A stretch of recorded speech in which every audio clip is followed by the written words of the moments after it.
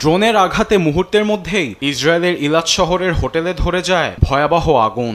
ইয়েমেনে একের পর এক ভয়াবহ হামলার পর বৃহস্পতিবার সফলভাবে পাল্টা হামলা চালিয়েছে ইরান সমর্থিত সশস্ত্র গোষ্ঠী হুথি।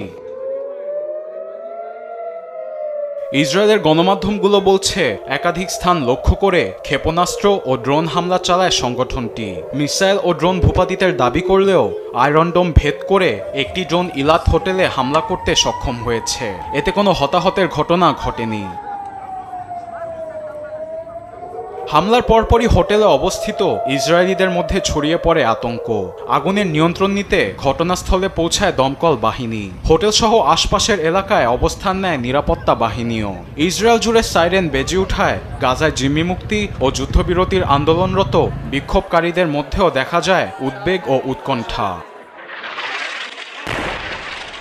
এদিকে লেবাননের মেইসাল জাব্বার, দিব্বেন ও কাফার তেবনিতে একাধিক ক্ষেপণাস্ত্র হামলা চালিয়েছে ইসরায়েলি প্রতিরক্ষা বাহিনী আইডিএফ। হিজবুল্লাহর সশস্ত্র শাখা রাদওয়ান বাহিনীর অস্ত্রের গুদামকে লক্ষ্য করে হামলা চালানো হয়েছে বলে দাবি করে তারা। যুক্তরাষ্ট্র ফ্রান্সের পৃষ্ঠপোষকতায় ইসরায়েল বিমান হামলা করেছে বলে দাবি কাতার ভিত্তিক গণমাধ্যম আল জাজিরার। তবে হামলার লক্ষ্যবস্তু অস্ত্রের গুদাম নয়, বরং বসতবাড়ি বলে জানান স্থানীয় বাসিন্দারা। এমন পরিস্থিতিতে ইসরায়েলের বিরুদ্ধে প্রতিবাদ করেছে তারা। ইসরায়েলিদের বলতে চাই, মনে যত অহংকার নিয়ে হুমকি ধামকি দেবেন, আমরা আপনাদের বিরুদ্ধে রুখে দাঁড়াবো। হাতে যা আছে সেটি নিয়ে আপনাদের বিরুদ্ধে লড়াই করব। এখন বিমান হামলা চালালেও আমরা কিছুদিনের মধ্যেই তা মেরামত করে আবার এখানে বাস করব। এমন পরিস্থিতিতে বিমান হামলার তীব্র নিন্দা জানান লেবাননের প্রধানমন্ত্রী নওয়াফ সালাম।